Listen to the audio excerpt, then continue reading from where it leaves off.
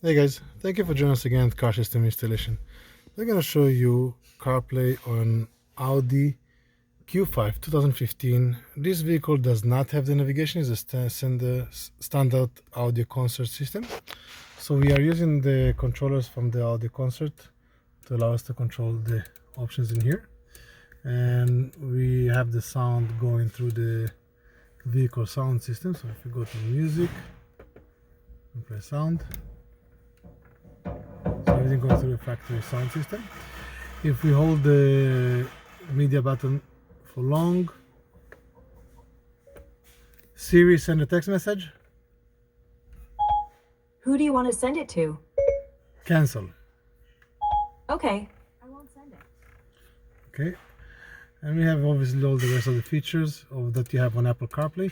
This system also has Android Auto.